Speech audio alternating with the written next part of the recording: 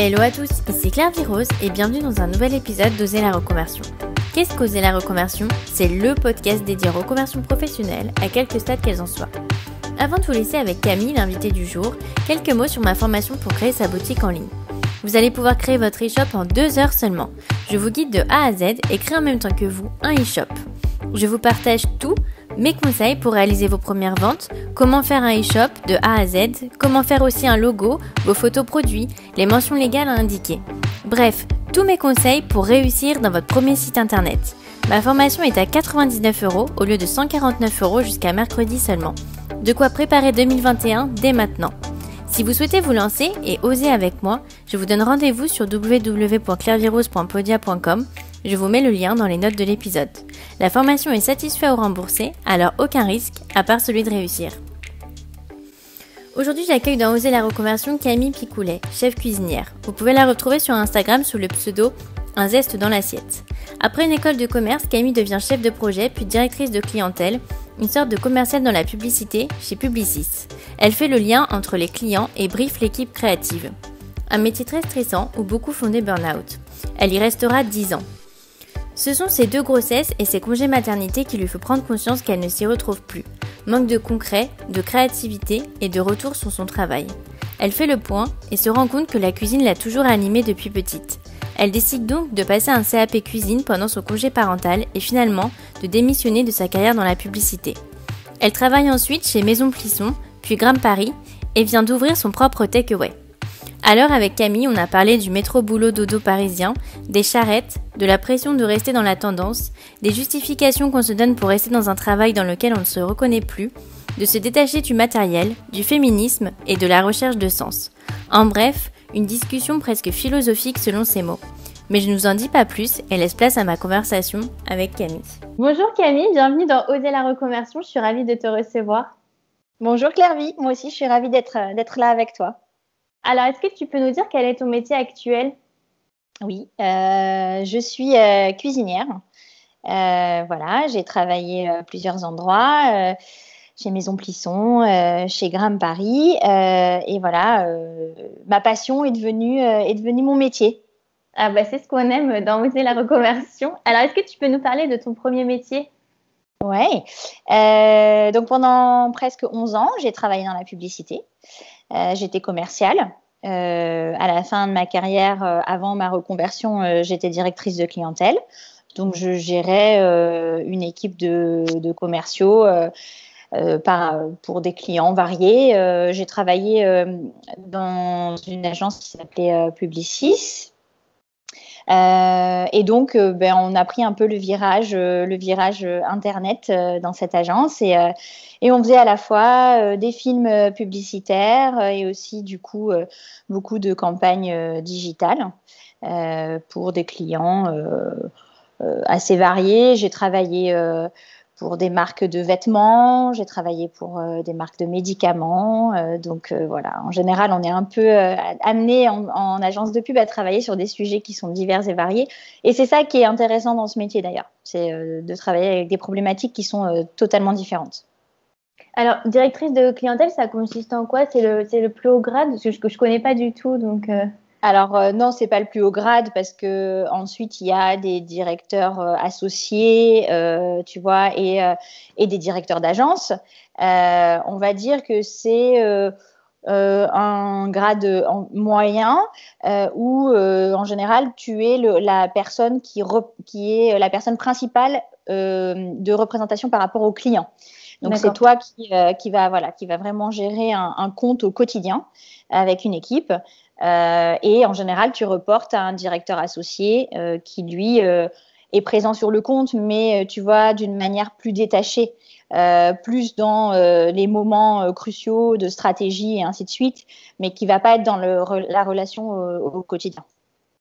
Voilà, et donc, c'était toi qui décidais, par exemple, de ce qu'on voit à la télé, finalement ou... Alors, oui et non, dans le sens où c'est quand même souvent le client qui a le final cut sur ce genre de choses. Voilà, mais par contre, on travaillait, nous, avec eux pour justement monter toute une stratégie de marque et voir comment elle allait se décliner sur les différents supports de communication. Et nous, au commercial, notre travail, c'était justement d'être entre un client qui a des besoins et nos équipes créatives qui sont là pour justement mettre en lumière ces besoins et les mettre en lumière de la bonne manière pour la marque. Donc, j'ai toujours dit que c'était un métier où on était entre le marteau et l'enclume parce que c'est vraiment ça. Tu travailles avec des gens qui ont des problématiques et des façons de fonctionner qui sont très différentes et tu essayes de faire en sorte que les deux se comprennent. Donc, tu comprennes bien ton client pour pouvoir bien expliquer la problématique à tes créatifs. Voilà. Et puis, bien sûr, dans ce métier de commercial, il y a une dimension commerciale. Donc, on s'occupait aussi de toute la partie budget, tu vois, sur chacun des clients, les honoraires et puis les budgets exceptionnels quand on avait des opérations particulières. C'est plus du haut vol, en fait. Tu vas dire, je pense qu'on devrait faire tant de télé, tant de, par exemple, Facebook Ads. C'est pas Alors voilà, nous, on a un rôle de conseil. Voilà, exactement. D'accord. On a un rôle de conseil et ce rôle de conseil, on le faisait à la fois avec notre expertise et à la fois en allant chercher la bonne expertise dans l'agence. Donc, tu vois, quand tu es… c'est un peu le chef d'orchestre, en fait, le commercial. Il va vraiment essayer d'aller mettre la bonne personne en face pour le bon besoin.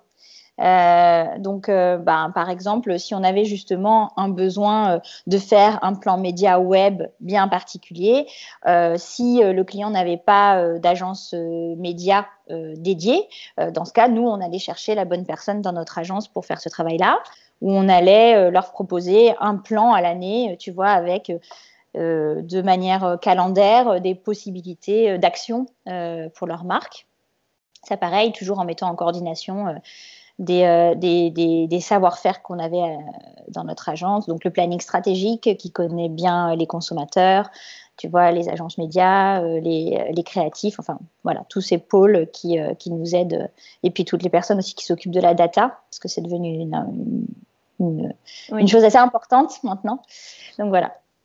Et c'est pas frustrant parfois d'être si éloigné des créatifs finalement? Alors, ça l'est sans l'être, parce qu'on travaille quand même au quotidien avec eux. Et comme c'est nous qui les briefons, si toi, tu n'as pas, tu vois, déjà un peu une vision, le brief, c'est déjà une vision de ce que t'as dit ton client. Donc, pour moi, c'était un travail, tu vois, justement, en commun. Maintenant, et ça, on en reparlera après, je pense, dans tes prochaines questions, il est clair qu'il y avait une forme de frustration dans le sens où c'est pas toi qui crée, tu vois. Toi, tu es la personne qui va interpréter ce qu'a dit le client pour que les créatifs puissent en faire une vraie idée. Mais c'est pas toi qui crée les idées. Et ça, c'est vrai que moi, c'était un petit peu la frustration que j'avais, je pense, dans ce métier-là. C'est que j'y voyais pas une forme de créativité forte. Même si je travaillais avec des créatifs, moi, je me réalisais pas dans ma créativité. Et c'était comme tu l'imaginais quand tu t'es dit je vais faire de la publicité. Est-ce que finalement après c'était comme tu l'imaginais? Alors oui et non. Oui, parce que j'ai eu la chance d'être sur des comptes qui m'ont quand même permis de faire énormément de choses et où du coup j'ai eu la partie un peu glamour, les tournages, tu vois, voilà, les tournages télé. Où tu as quand même quelque chose d'assez sympa parce que tu rends compte des acteurs, parce qu'il y a une ambiance, tu vois, sur le tournage qui est très particulière et qui est très agréable. Donc, toute cette partie-là, moi, elle m'a beaucoup plu, les enregistrements radio aussi. Maintenant, on y met un côté très glamour qui s'est quand même énormément effacé avec le temps parce que je pense que c'est devenu un métier de plus en plus dur. Où on demandait quand même énormément aux équipes. C'est des métiers où tu fais beaucoup d'heures, tu vois, sans trop te poser de questions. Ce qu'on appelle les charrettes chez nous, voilà, c'est quand on doit rester tard parce qu'on doit finir un sujet. Voilà, on ne se pose pas la question, quoi. Tu restes et tu fais.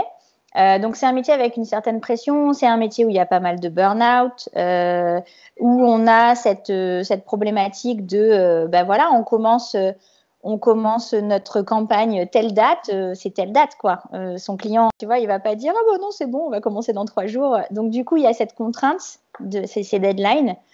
Et puis, c'est un milieu qui est très, tu vois, qui a un côté très, quand tu disais très glamour, qui est aussi très dans la tendance, tu vois, où tu dois rester un peu, tu vois, au courant de tout ce qui se passe. Du coup, tu es toujours un petit peu dans cette course, tu vois, au fait de savoir quel est le dernier truc, tu vois. Et je pense que ça, c'est une pression quand même assez importante. Après, on a de la pression dans tous les autres métiers, hein, mais moi, je sais que je trouvais que c'était une pression qui était vraiment assez forte. Et je me suis rendu compte qu'elle était là quand j'ai fait des pauses, par exemple pour mes grossesses. J'ai vraiment vu la différence, tu vois, pendant ces moments de pause. Parce que du coup, qu'est-ce qui s'est passé? Le fait de couper? Ouais, le fait de couper, de prendre des congés parentaux, donc d'être vraiment un peu dans ma bulle plus longtemps que juste pendant le congé maternité. Et là, en fait, tu te rends compte que justement, tu es dans cette constante pression que tu ressens même plus vraiment, mais que tu ressens justement quand tu fais cette coupure. Et là, tu t'aperçois, ben voilà, c'est des métiers où tu coupes assez peu. Tu vois, tu travailles beaucoup par email, donc obligatoirement, tu es toujours en contact. Même quand, tu vois, même quand tu as fini, tu continues. Et ça c'est quelque chose qui, je trouve, est parfois difficile à gérer. Après, ça dépend aussi, je pense, de la personnalité de chacun. Il y a des gens qui savent très bien couper, tu vois, avec le boulot, même quand ils sont en télétravail, même quand ils ont leur email, ils sont capables de faire cette coupure. Il y en a d'autres qui sont moins capables de la faire. Moi, je ne dis pas que j'arrivais pas à la faire, mais je sentais quand même qu'à certains moments, j'aurais pu, tu vois, scinder un peu plus et que je le faisais pas assez. Après, je sais pas. Enfin, moi, je vois, j'étais avocate et clairement, en fait, on te demande de ne pas couper. Ah Tu bah vois, oui, c'est oui, oui, contre-intuitif. oui, Donc, en fait, tu ne le oui, oui. fais pas parce qu'aussi, tu es encouragé à ne pas le faire et après, tu es déformé dans ce sens-là. Mais bon, tu vois, je trouve Oui, que oui, c'est oui, très bah, bien compliqué. entendu, bien entendu. On te donne un ordinateur portable, Voilà, tu un l'emmènes chez téléphone. toi, tu as ton téléphone, il y a zéro raison que tu sois pas joignable. Donc effectivement, après, c'est une limite à mettre que tu mets à la fois avec tes boss et à la fois avec tes clients. Où tu dis, OK, je veux bien, tu vois, qu'une heure après avoir fini de bosser, j'ai encore quelques coups de fil, pas de problème.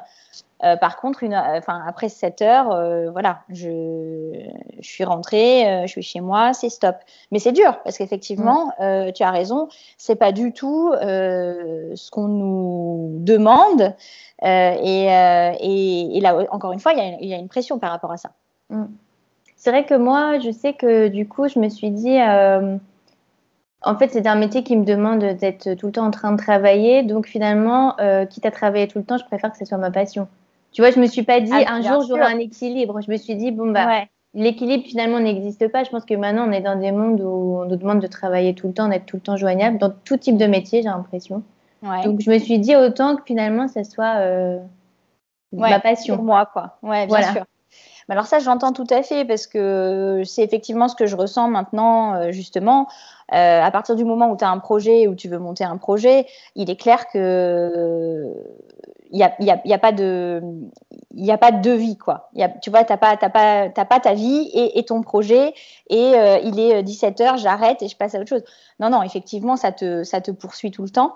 Mais parce que je pense que c'est obligatoire. Enfin, tu vois, tu as besoin. Et puis, je pense aussi que tu fourmilles d'idées et du coup, ça vient tout le temps. Donc, tu peux pas te dire maintenant, c'est le moment où je réfléchis à mes idées. Et puis, voilà, tu es aussi nourri par pas mal de choses qui s'intègrent dans ta vie. Donc, oui, je suis assez d'accord avec toi. Et c'est un peu la réflexion que j'ai aussi. Je me suis dit, si je dois cravacher, voilà, autant que ce soit pour moi. Et puis, si c'est mon mode de fonctionnement aussi, parce que je pense qu'il y a des gens qui sont comme ça, tu vois, qui sont tout le temps dans le besoin d'avancer, de faire, de créer. Du coup, c'est même pas quelque chose qu'on leur a, tu vois, où on les a obligés. C'est vraiment leur tempérament. Et donc toi, le déclic, ça a été tes grossesses finalement? Euh, alors, je pense que c'est les deux périodes qui m'ont aidée à vraiment réfléchir. Euh, Même si j'y pensais déjà depuis plus longtemps. Cette envie de faire de la cuisine, elle est présente. Je pense qu'elle a vraiment commencé à fleurir en moi. Il doit y avoir au moins 10 ans.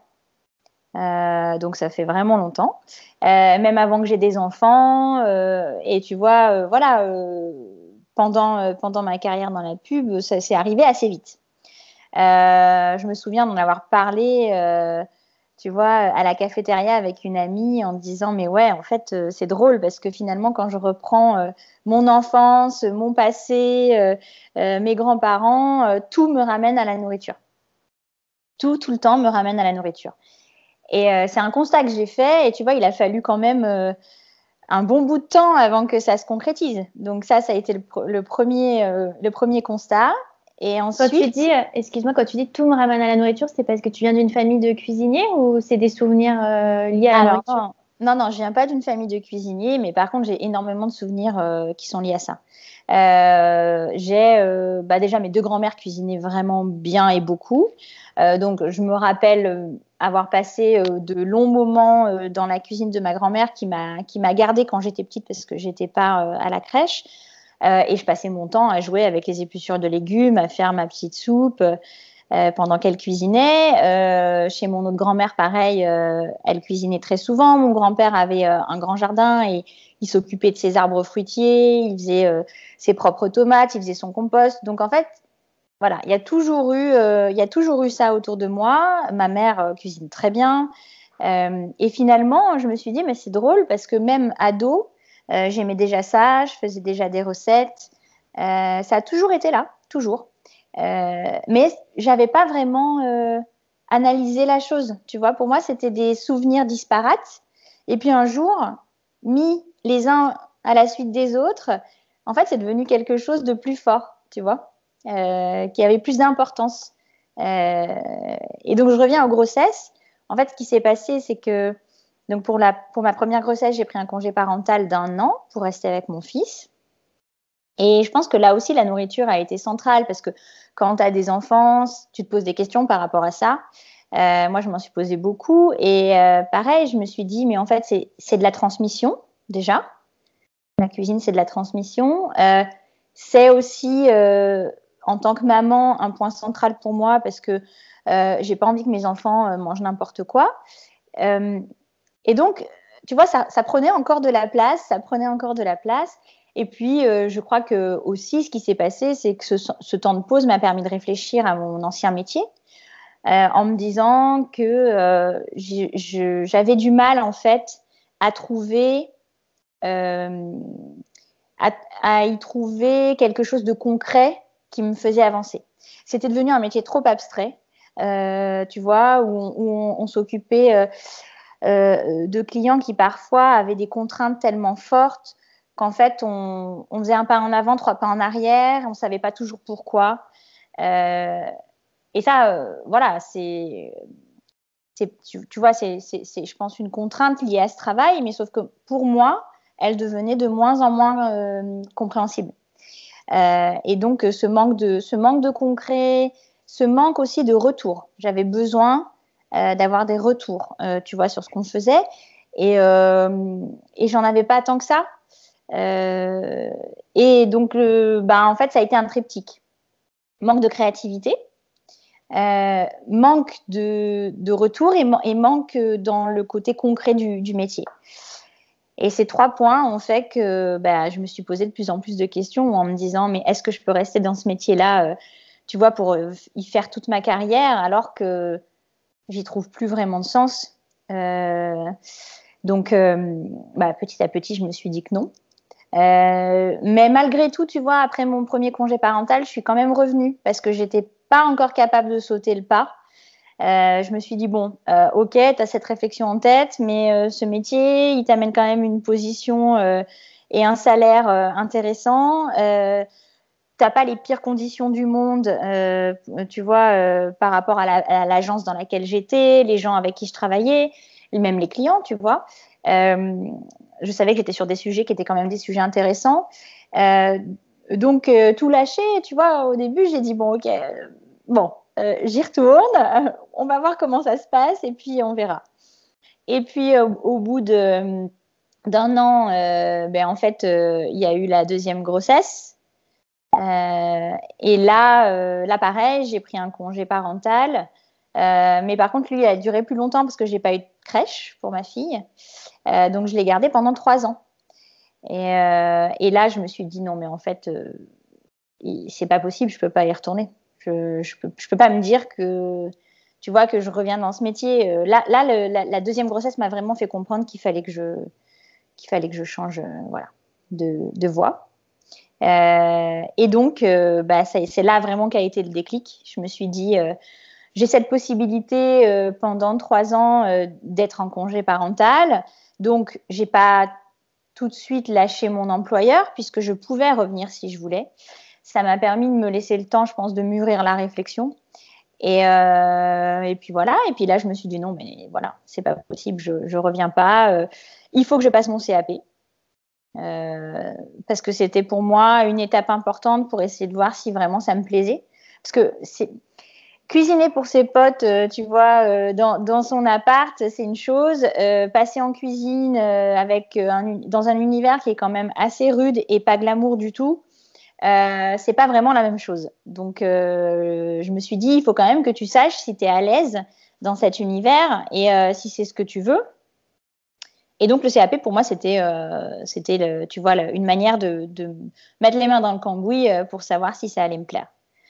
Donc, j'ai fait un CAP en cours du soir parce que je gardais mes enfants à l'époque. Attends, excuse-moi, du coup, comment tu passes de la cuisine fait partie de ma vie, ça a toujours été une passion, à je veux en faire mon métier? Parce que, ouais, tu vois, je pense qu'en fait, c'est venu petit à petit. Déjà parce que pendant ces 3 ans, j'ai beaucoup cuisiné. Je me suis beaucoup intéressée aux produits, tu vois, à la qualité des produits que je cuisinais. C'est vrai que j'ai sauté une petite étape. J'ai commencé en fait à créer mon Instagram, un zeste dans l'assiette, parce que j'avais envie de partager des recettes. Donc voilà, ça a commencé un peu comme ça. J'ai commencé tu vois, ce besoin de créativité, il avait besoin de sortir. Donc c'est la première partie qui est arrivée, c'est de se dire, je vais créer mes recettes et je vais les prendre en photo parce que j'aime aussi bien la photo. Et je vais essayer de mettre ça à disposition des gens. Mais il n'y avait pas encore, tu vois, un projet d'ouvrir un resto. Enfin, je l'avais un peu en tête, mais je crois que je me l'autorisais pas trop parce que je savais pas vraiment si j'allais être capable, si tu vois, si j'allais aimer en fait être en cuisine. Donc c'était vraiment au départ toucher du doigt, tu vois, cette envie de la cuisine, mais de manière un petit peu plus soft, on va dire. Donc j'ai commencé comme ça. J'ai commencé avec l'Instagram. Petit à petit, les recettes. Et puis, voilà, à un moment, je me suis dit, non, mais Camille, il faut vraiment que tu passes ton CAP pour avoir les bases. Et puis, il faut que tu ailles cuisiner dans un resto pour apprendre ce que c'est que la cuisine, le boulot de cuisinier, tu vois. Voilà. Comment ça se passe alors? Ça correspond à ton rêve? Alors, je vais pas cacher, hein, c'est un métier qui est très difficile. C'est un métier qui est difficile aussi moralement parce que on est toujours, tu vois, dans le stress. En fait, le métier de cuisinier, c'est le jour sans fin. Parce que tous les matins, tu arrives et en fait, tu repars pratiquement de zéro. Tu dois refaire tes productions, tu vois, trouver des idées et puis tu travailles avec une matière qui est périssable. Donc, voilà, tu vois, tu dois vérifier, refaire. Et donc, ce que j'avais pas soupçonné au début, c'était ce côté stress, mais qui est très différent du stress que j'avais dans mon ancien métier. C'est un stress de l'instant.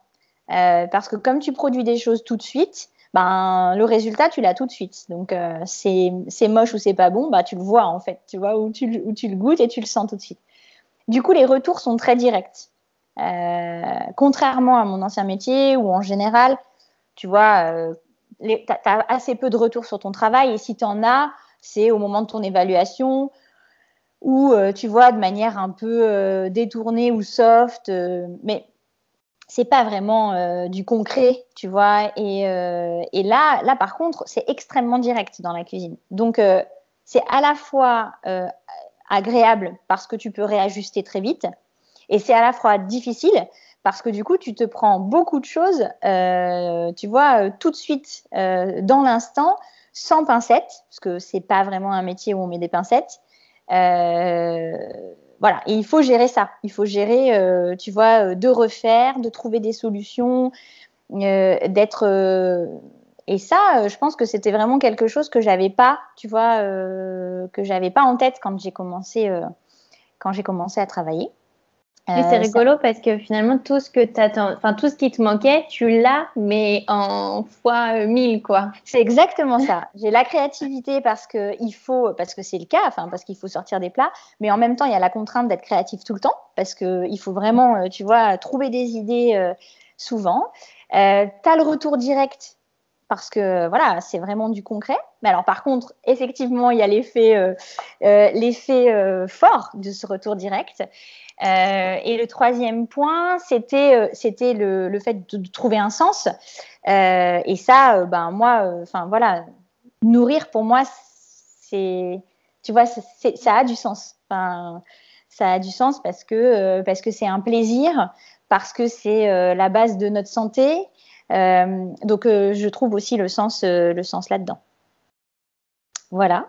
Et alors, quand donc, tu fais ton CAP et Ouais. là, et tu décides quand même finalement, malgré tous ces inconvénients, de te professionnaliser et tu travailles chez Maison Plisson. Ouais, Comment ça voilà. se passe? Donc, tu vois tous les inconvénients et comment ça se passe? Après, tu te dis, bon, je continue. Alors, ouais, le CAP, donc en cuisine, là déjà j'ai vu que effectivement ça me plaisait, tu vois, d'être au contact des produits, que le côté pas glamour de la cuisine me dérangeait pas.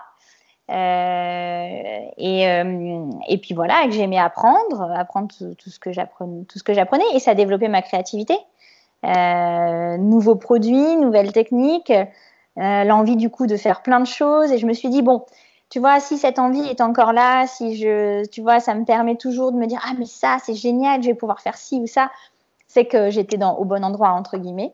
Mais effectivement, j'avais envie d'une première expérience parce que le CAP, tu n'es pas dans les conditions d'un restaurant, tu vois. Tu n'as pas la même pression que dans un restaurant pour sortir ton service. Donc, je me suis dit, il faut quand même vraiment que je vive l'expérience d'un restaurant pour, être capable, moi, derrière, si un jour j'ai envie d'ouvrir, tu vois, de faire ce service.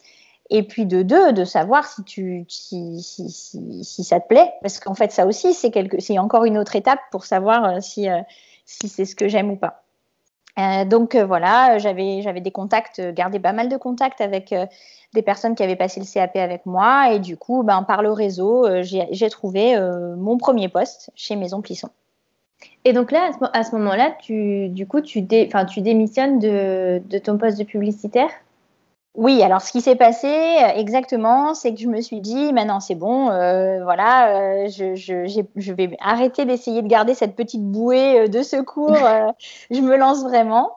Et donc j'ai décidé de faire une rupture conventionnelle. Enfin, décidé, j'ai demandé à faire une rupture conventionnelle qui a été acceptée. Donc voilà, ça m'a permis, tu vois, d'avoir un petit peu d'argent parce que ça faisait un petit peu de temps que j'étais dans ma boîte.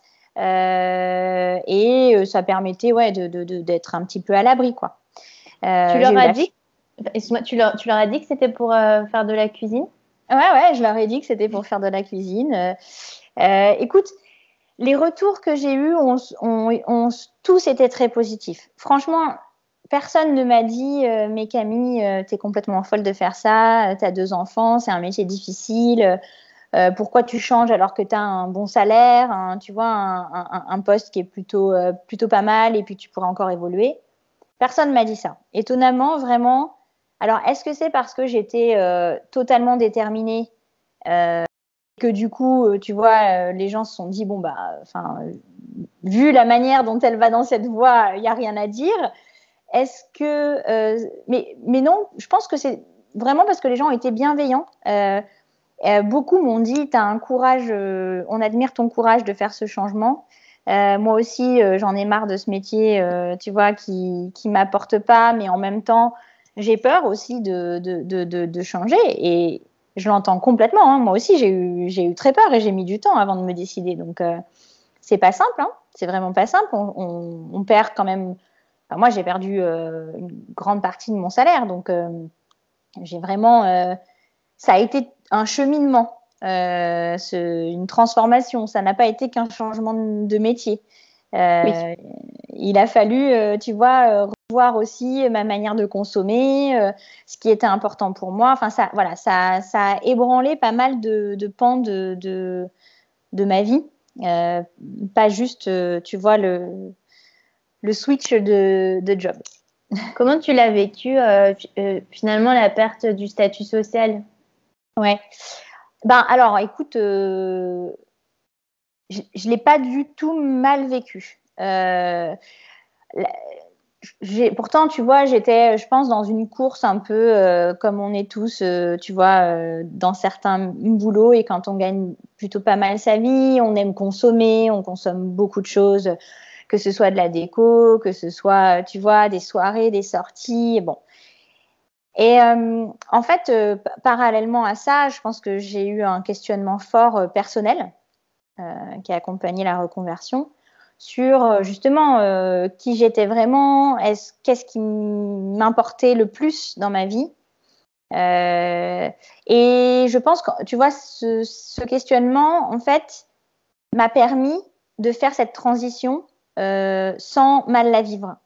Parce que justement, je me suis dit, mais non, mais en fait, à quoi ça sert d'avoir 15 pulls, d'avoir la dernière marque qui va bien? C'est pas moi, en fait, c'est pas ce que je suis. Je pense que je comblais un vide en faisant ça, clairement, parce que c'était une manière, tu vois, d'avoir des choses à dire, de se donner une contenance, et de justifier ton statut.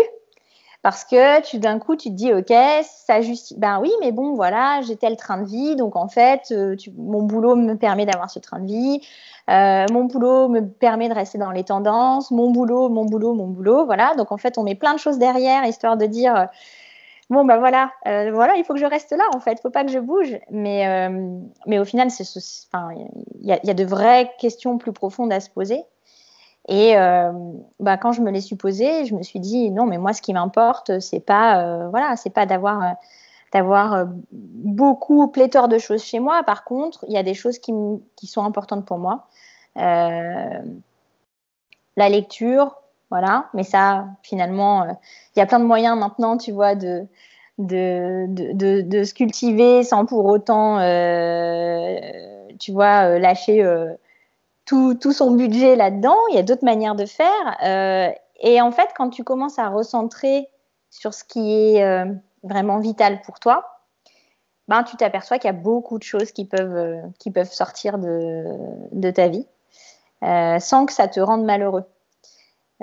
Donc, clairement, le changement de vie, déjà en congé parental, je touchais pas grand-chose. Hein. Voilà, donc ça m'a déjà mis un peu dans l'ambiance. Et puis, du coup, tu te recentres. Donc, je fais effectivement, je pense, beaucoup moins, tu vois, de sorties. Mais je vais privilégier les choses qui me font vraiment plaisir. Je m'achète beaucoup moins de vêtements qu'avant. Je suis moins dans le côté, il faut avoir, tu vois, le dernier produit qui va bien. Je vais pas changer mon téléphone toutes les 5 minutes. Voilà, donc je suis plus... je vais vraiment essayer d'apprécier plus, en fait, les moments où je peux me faire plaisir et essayer de faire durer ce plaisir longtemps. Et j'ai remarqué, par exemple, que beaucoup d'achats étaient compulsifs et que, assez souvent, quand tu passes le cap de dire, OK, j'attends, je vais voir, je vais réfléchir, tu laisses passer et en fait, le truc, tu l'oublies. Parce que c'était pas essentiel. Et puis par contre, quand tu te poses comme ça et puis que tu laisses passer, mais que tu vois que la chose reste, qu'elle est encore là, que tu vois, là tu dis ok, ça c'est vraiment un truc dont j'ai envie ou vraiment un truc dont j'ai besoin et donc j'y vais. Voilà, je pense que je me suis recentrée sur les choses qui étaient vraiment essentielles pour moi et en partie la nourriture. Tu vois, ça c'est toujours un poste où j'ai du mal à limiter mes achats parce que j'aime vraiment ça et que du coup c'est quelque chose où j'ai envie de découvrir. Et puis après, tu te poses aussi la question des producteurs. Enfin, dès que tu cuisines, tu te dis que ben, tu as envie aussi d'aider des gens qui produisent ces super produits que tu peux cuisiner. Donc, quitte à mettre des sous, je préfère, tu vois, les mettre là-dedans. Ouais, je pense Voilà. que ce que tu dis, ça va parler à beaucoup d'auditeurs parce que moi j'étais avocate, donc rien à voir avec ce que tu faisais. Et j'avais exactement les mêmes sensations que toi, en fait. Et je pense que beaucoup de Parisiens et peut-être même beaucoup de personnes dans des grandes villes vont se reconnaître. C'est le côté métro, boulot, dodo, très éloigné, justement, avec des métiers de bureau, finalement, très éloigné du concret. Et puis, je pense qu'il y a un côté aussi, moi je sais que je dépensais beaucoup aussi, parce qu'en fait, tu te justifies de travailler autant. Tu te dis, bon, bah, j'ai besoin de travailler autant parce que je travaille beaucoup, donc je peux dépenser beaucoup, et puis c'est le cercle vicieux. Et puis après, du coup, tu te dis, bah, je peux pas m'arrêter parce que en fait, j'ai tant de dépenses, mais tu dépenses parce que tu travailles autant, tu vois. Complètement, c'est vraiment un cercle vicieux et je pense que tant que tu essaies pas d'en sortir, en fait, tu te poses pas les bonnes questions. Enfin, quand on reste dans ce cercle, on n'est pas sur les bonnes questions. Comme tu dis, on cherche à justifier quelque chose. Si tu essaies vraiment de faire un pas de côté et de te poser les questions qui sont des questions presque philosophiques, hein, parce qu'on en est vraiment à des questions du type qu'est-ce qui me rend heureux dans la vie, qu'est-ce que je veux laisser derrière moi à mes enfants. Pour moi, ce sont vraiment des questions fortes. Et quand on commence à aborder ces questions fortes, là, tout d'un coup, les masques tombent. On peut plus trop répondre à ces questions avec des justifications, tu vois, comme on les avait matérielles. Et donc, ça nous ramène à des vérités. Et là, ben voilà, une fois qu'on les a en face, après voilà, soit on fait ce chemin, soit on n'a pas envie de le faire, mais en tout cas, on peut plus faire semblant. Après, je pense que finalement, c'est des événements dans la vie. Toi, tu vois, ça a été tes grossesses. Moi, ça a été mon déménagement à Londres. Où finalement, ça a été des coups d'arrêt, en fait. Enfin, tu vois, c'est un coup d'arrêt. Et je pense que justement, là, avec tout ce qui se passe avec le Covid, le confinement, pour les auditeurs, c'est un coup d'arrêt forcé parce que tu peux plus aller faire les magasins, tu peux plus aller au resto, tu peux plus voir tes potes qui... Tu sais, tu vois tes amis qui font le même métier que toi, donc finalement, tout le monde se justifie entre eux. Je pense que justement, c'est un temps là où c'est bien d'en profiter pour se dire, bon, pause, qu'est-ce que je suis en train de faire finalement, quoi. C'est le meilleur moment, je pense. Ouais, le meilleur moment. Et c'est vrai que, pareil, tu vois, moi, dans ces moments de réflexion, j'ai écouté pas mal d'interviews. Ça m'a aidé. Pas obligatoirement des personnes qui allaient vers la cuisine, mais plus des personnes qui, justement, étaient dans ce cheminement de vie. Et je me suis retrouvée sur beaucoup de points. Et ça m'a permis de comprendre que je faisais pas fausse route, que j'étais sur la bonne voie. T'es pas folle. Ouais, complètement. Que j'étais pas folle, que j'étais pas, tu vois, même si les gens autour de moi m'ont soutenue, malgré tout, tu te poses quand même des questions et tu te dis, oulala, vers quoi je vais? Je remets tout à plat. Tu vois, j'ai pas 20 ans, je remets tout à plat. J'ai des enfants. Qu'est-ce qui va se passer? Est-ce que ça va fonctionner ou pas? Je vais quand même passer par des années un peu difficiles. Est-ce que je suis capable de passer ces années et de pas me dire pendant cette période difficile, mais qu'est-ce que tu fais là et pourquoi t'en es là? Et du coup, le fait d'avoir ces interviews, vraiment, je me suis dit, ok, ces points-là, je les ai vécus, je les ai sentis moi aussi. Je suis pas la seule, je suis vraiment dans ce mouvement. Et j'en suis à telle étape et ça aide beaucoup, je trouve. Oui, parce que je trouve que je sais que moi j'ai eu cette sensation et j'ai l'impression aussi beaucoup de reconvertis.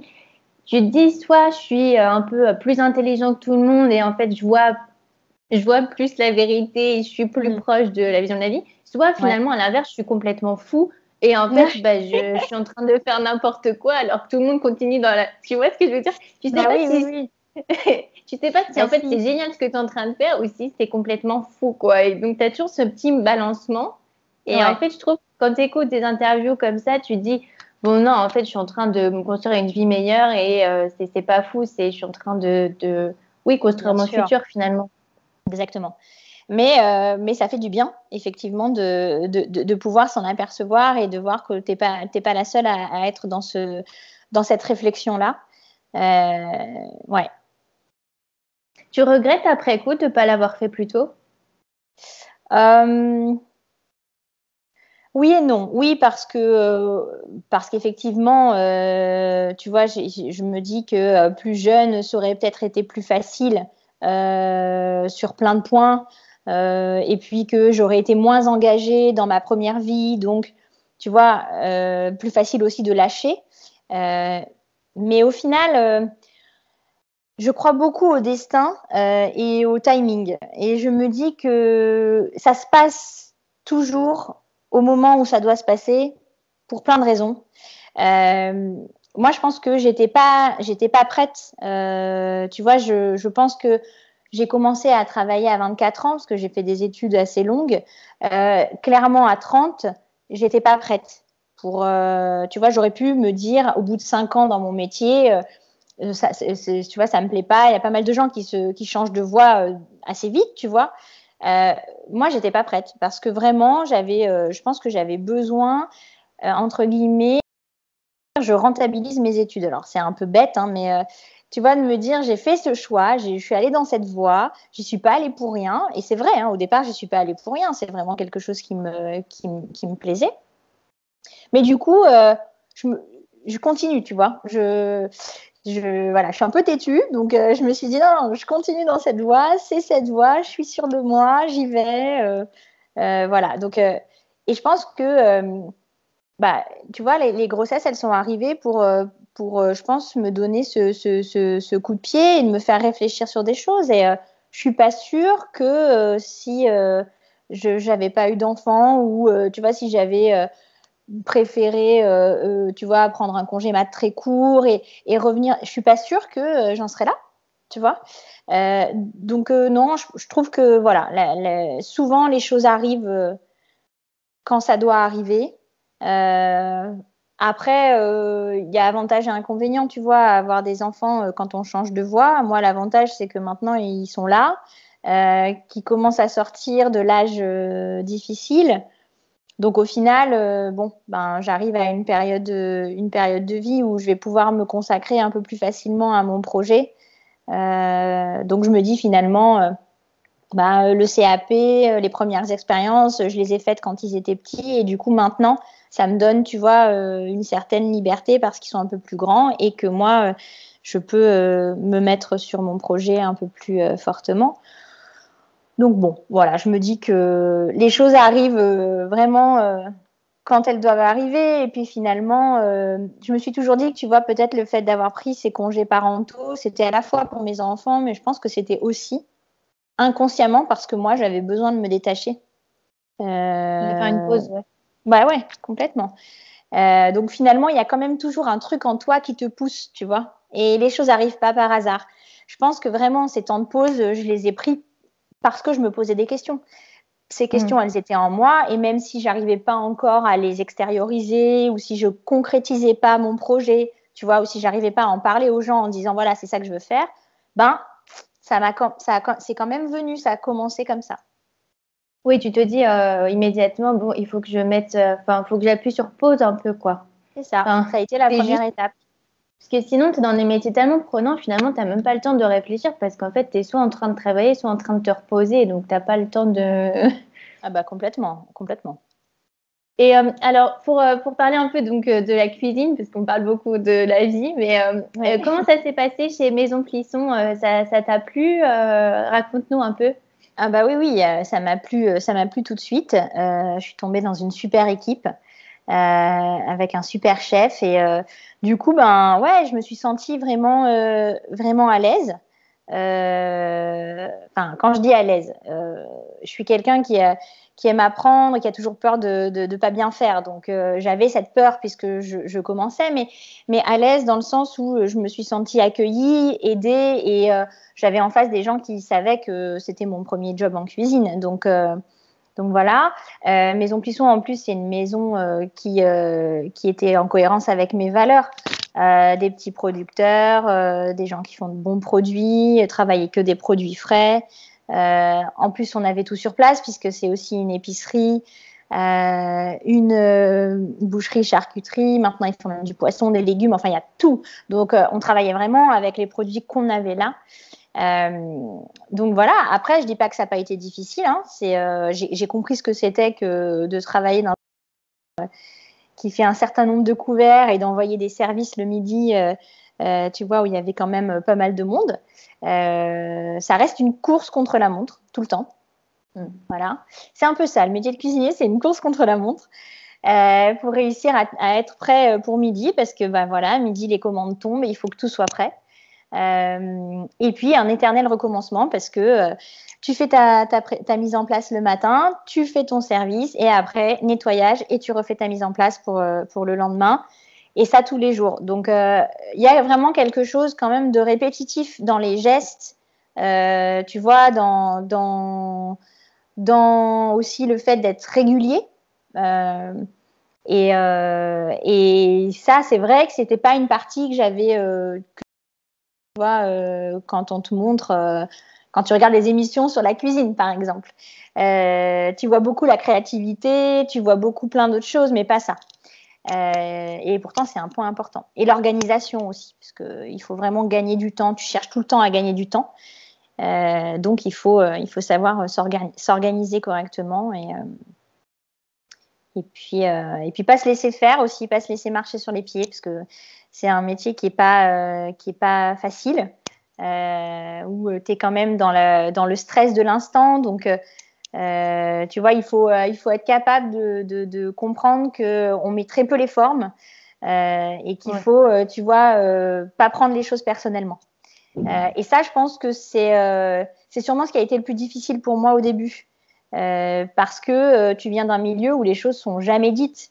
Donc là, tout d'un coup, on te dit tout, plutôt quand ça va pas, hein, parce qu'on dit pas trop quand ça va bien. Mais ça, c'est un peu un classique, hein, on va dire.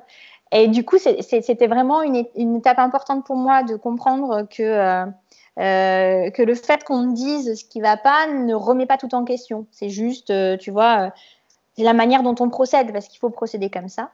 Voilà, donc bah, tu t'endurcis un petit peu hein, avec le temps. Tu comprends qu'il faut vraiment mettre de la distance. Mais quand on fait un métier passion, c'est très dur de mettre de la distance.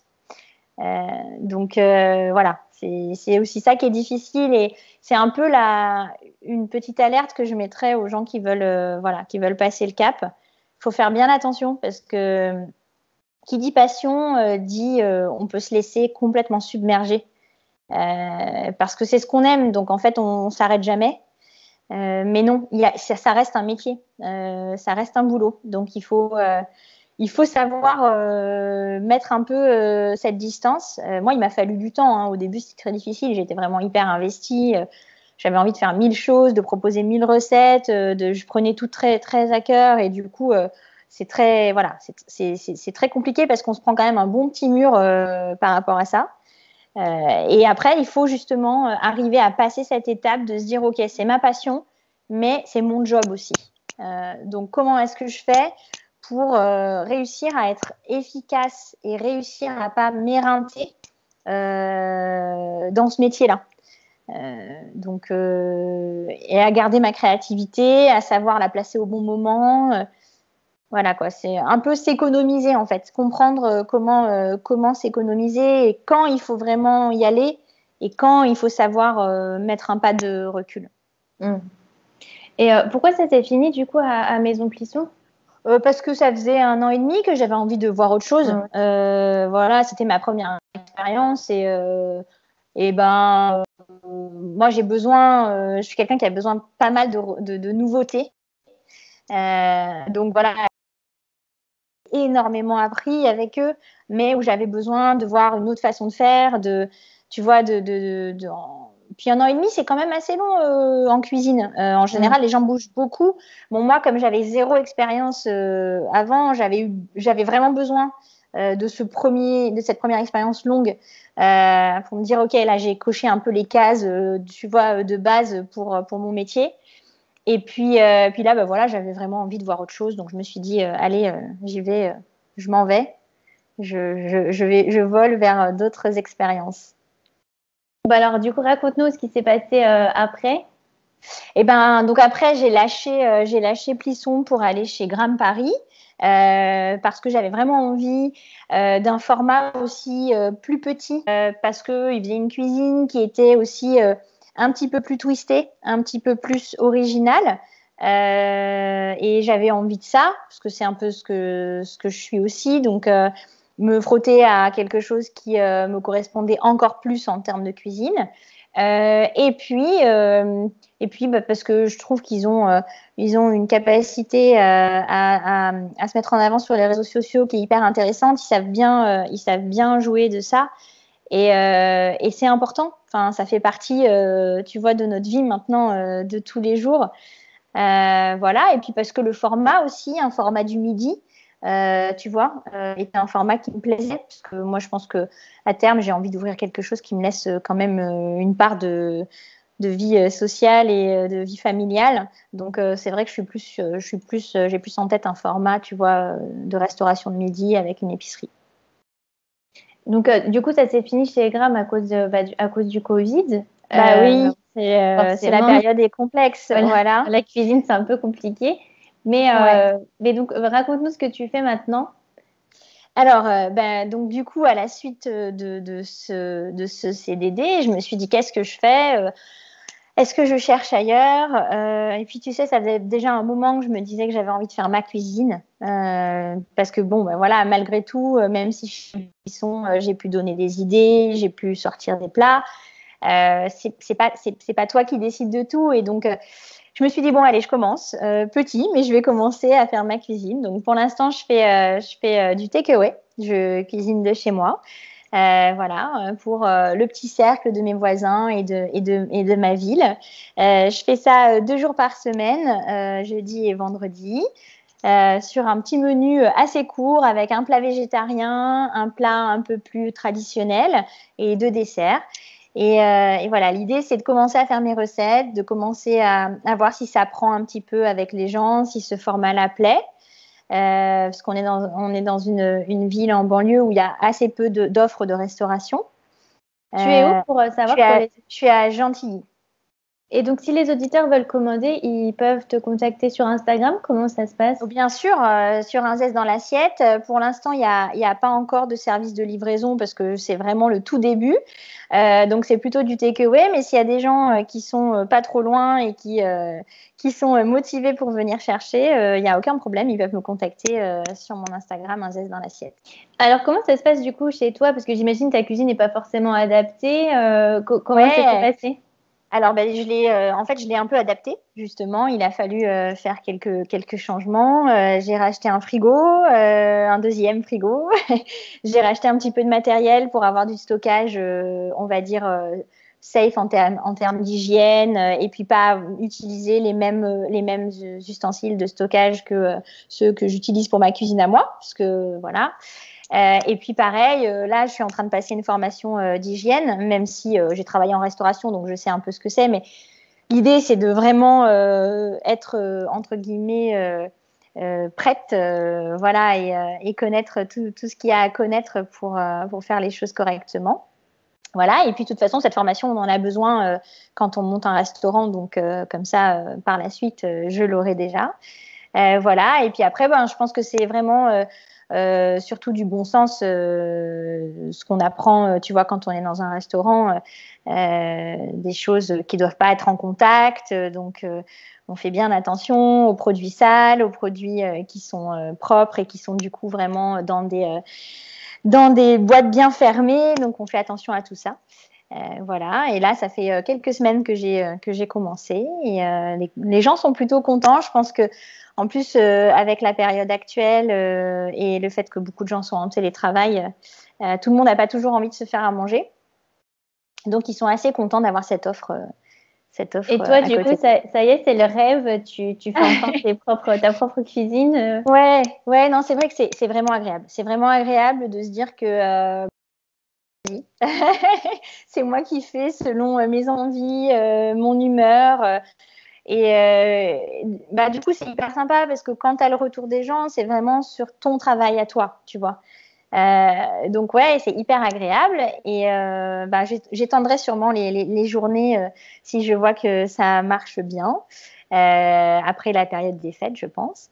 Et oui, c'est super. Et puis, bah, du coup, l'idée derrière maintenant, c'est de voir si je peux trouver un petit local et passer à une cuisine voilà, pro et peut-être continuer aussi encore en takeaway et voir si ce local peut pas être aussi un lieu de vie, parce que je pense que c'est quand même important. Tu veux dire coworking un peu ou... Alors, pas obligatoirement coworking, mais en fait, j'avais en tête déjà un lieu où tu peux venir, tu vois, peut-être prendre un café, ou voilà. Et puis, je me dis que c'est vrai que on a de plus en plus envie de lieux qui sont protéiformes, où il se passe plein de choses, où tu viens pour la cuisine, mais où tu pourrais aussi prendre un livre et te poser et lire, faire un cours de yoga. Enfin, voilà, il y a énormément d'envie. Après, je pense que ça dépendra aussi un petit peu du local que je vais trouver et puis de la capacité aussi à mettre en place un projet quand il y a comme ça, tu vois, des étapes différentes et des options différentes. C'est du coup plus important à mettre en place. Donc, est-ce que je commence par la cuisine et je rajouterai les autres étapes après? Ça, c'est des questions que je me pose.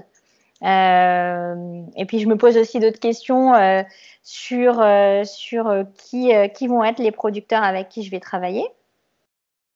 Parce que j'ai dans toute ma réflexion ma réflexion sur moi et sur tu vois ce que j'avais envie dans la vie, il y a eu une grosse part de réflexion sur les femmes aussi.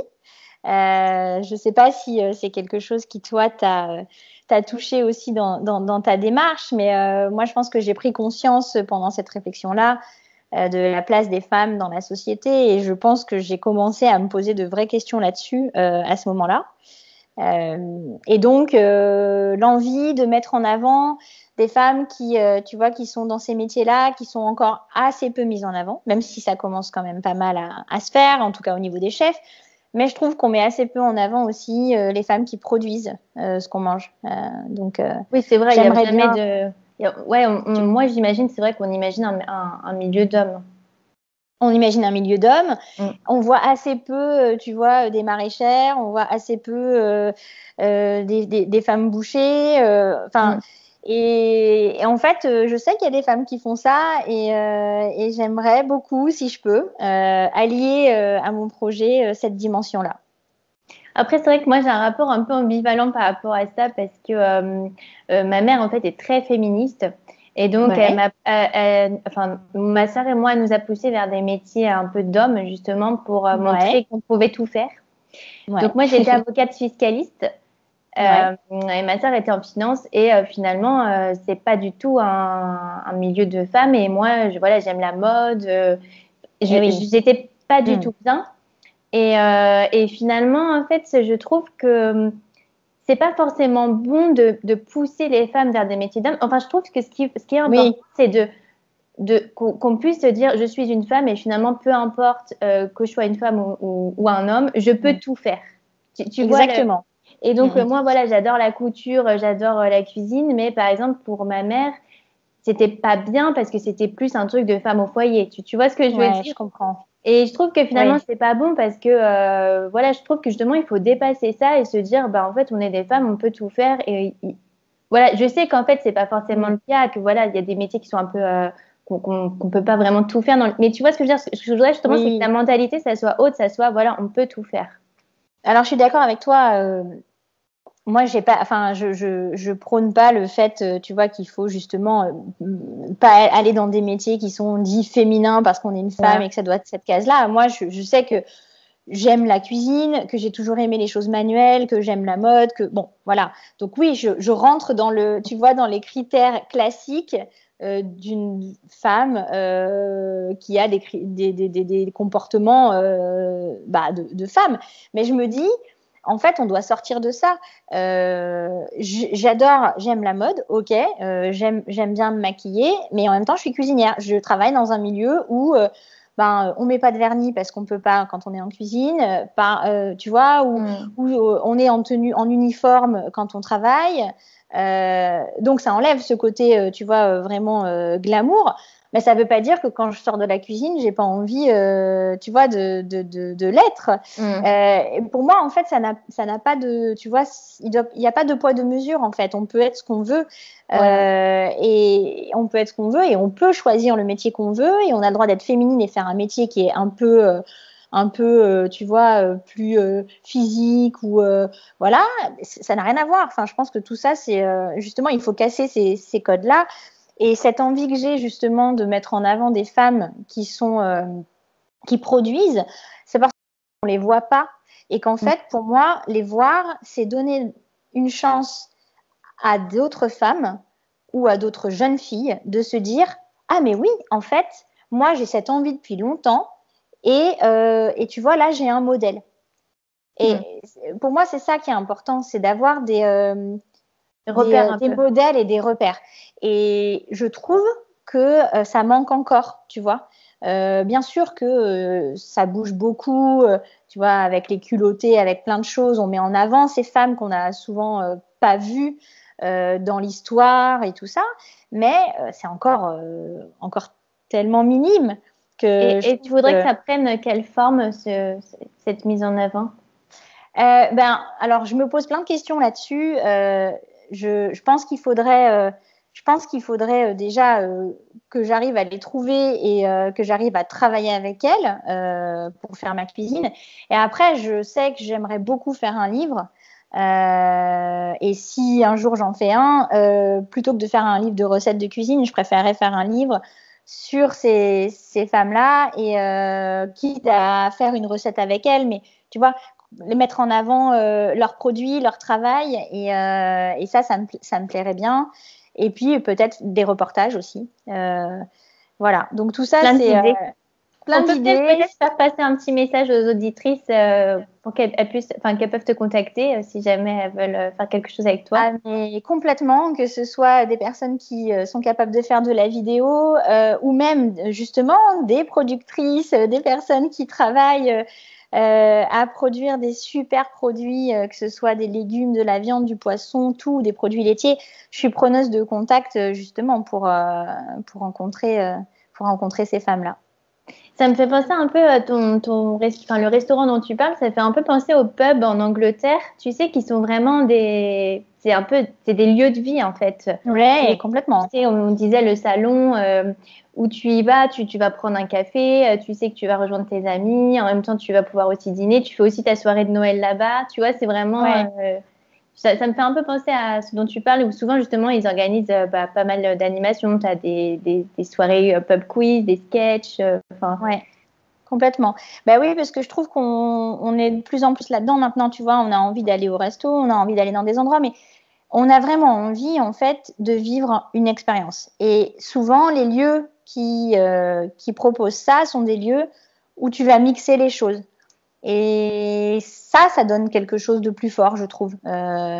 Donc voilà, peut-être qu'on arrivera à faire quelque chose comme ça de protéiforme. Et puis de toute façon, je pense que nos habitudes changent aussi par rapport à la nourriture, par rapport à tout ce qui se passe. Tu vois, là, le Covid a quand même changé pas mal d'habitudes. Donc je pense qu'il y a ça aussi à prendre en compte. Et puis ça va avec la recherche de sens, je pense. Qu'on va plus simplement au restaurant, en fait. Non, complètement. Tu as envie de savoir justement qui est derrière les produits que tu es en train de manger. Il y a le cuisinier, mais il y a aussi la personne qui a sorti ses légumes de terre.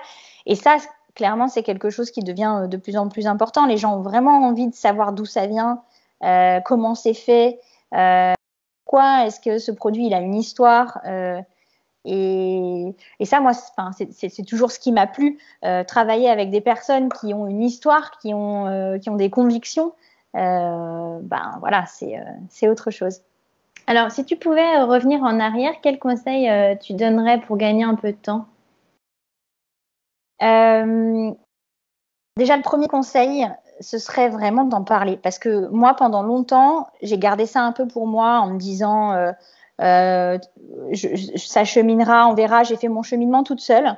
Je me suis aperçue qu'en fait, à partir du moment où tu en parles autour de toi, tu vas avoir des points de vue qui vont te permettre vraiment d'étayer ta réflexion.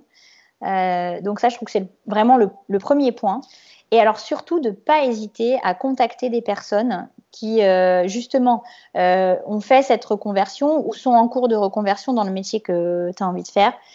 Parce que là, voilà, tu vas avoir énormément d'informations concrètes auxquelles peut-être des choses auxquelles tu n'as pas pensé, qui vont vraiment t'aider et même te motiver en fait. Je trouve que c'est important d'être face à des gens qui sont dans ce parcours-là et de les voir heureux.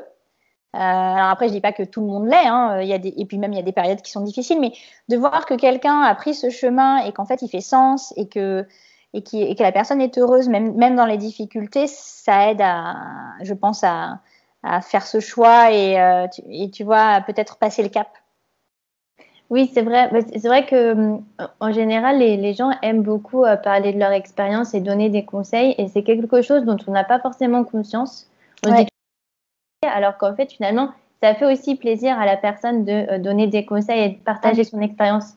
Complètement. En fait, c'est comme ça que moi, c'est comme ça que je l'ai ressenti. À chaque fois que j'ai été voir des gens, ils étaient heureux de me raconter leur métier, de me dire ce qui était bien, ce qui n'était pas bien, vraiment contents.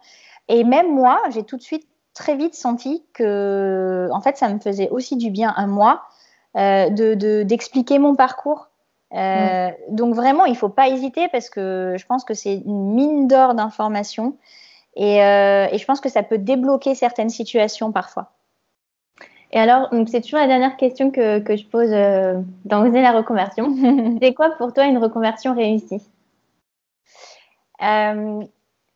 Pour moi, une reconversion réussie, c'est une reconversion où on se pose plus la question de ce qu'on faisait avant, où on a oublié ce qu'on faisait avant, où l'ancien métier, il fait plus partie de notre univers, entre guillemets. Alors après, attention, je dis pas qu'on garde pas des choses de son expérience, mais où vraiment on se dit, ok, ma vie a totalement changé, mais en fait c'est génial. En fait, je me dis pas que je regrette et tout ça, ça a vraiment été une parenthèse qui est fermée et j'ouvre une autre parenthèse et j'adore être dans cette parenthèse. Ah, c'est génial parce que ça, c'est une réponse qu'on ne m'avait jamais donnée. Et c'est vrai que j'ai totalement cette sensation, moi, que c'était une autre vie et que j'étais quelqu'un d'autre aussi. Ah, mais bien sûr, bien sûr. Mais ça va avec le cheminement, je pense. Oui, exactement. Merci beaucoup, Camille. Franchement, j'ai été ravie de te recevoir dans Oser la reconversion et je mettrai ton compte Instagram dans les notes de l'épisode pour que peut-être les auditeurs puissent commander chez toi ou même suivre tes recettes. Ce sera avec un grand plaisir et moi aussi j'étais ravie de faire part de mon expérience avec toi. Et voilà, fini pour aujourd'hui. J'espère que l'épisode vous a plu. Si vous souhaitez prolonger la discussion, vous pouvez rejoindre le groupe privé Facebook du podcast. Je vous mets le lien dans les notes de l'épisode. Si vous cherchez toutes les notes avec les références de l'épisode, allez dans le détail du podcast. Aussi, si vous souhaitez retrouver ma formation pour créer votre boutique en ligne, rendez-vous sur www.clairvirose.podia.com.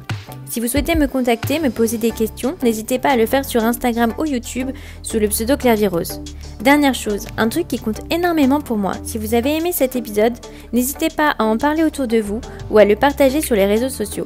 C'est ce qui permet de donner le plus de visibilité à ce podcast et d'aider un plus grand nombre.